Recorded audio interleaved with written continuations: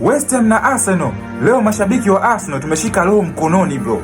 Kipindi cha kwanza, ola. Kipindi cha pili, West Ham wanatia pressure kiasi kwamba we don't know what to do. Mabeki wanashangaa pale nyuma. Mashabiki wa Arsenal wote tumenyongonyea. Tumeshika vichwa, tumeshika tama. This is over. Titleless is over. We are going to bottle again.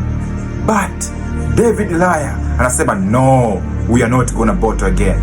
Ana save the best save in the world. This is the best save in the world. I have never seen this. Anafanya kitu ambacho ni miracle to the team. Anarudisha tabasamu kwa mashabiki wa Arsenal. Basi mpira ukaendelea. Odegaard anatoa assist kwa Trossard. Trossard he decide to be Ronaldo. Anashinda bonge la goal bro. This is the best goal in the world. Bonge la goli na kutufanya Arsenal tuwe na furaha. Tuwe tunaongoza goli moja. Mechi iliyokuwa tough.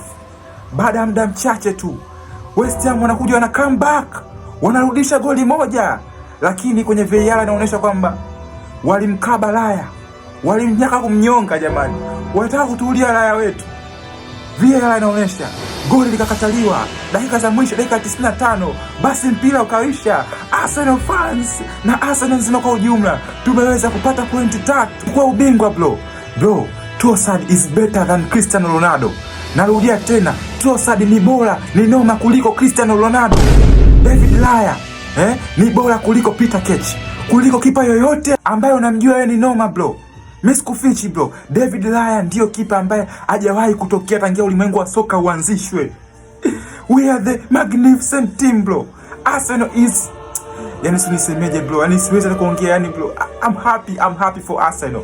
Arsenal, we are back in the title race. We are going to win the Premier League and even UEFA you're going to win bro.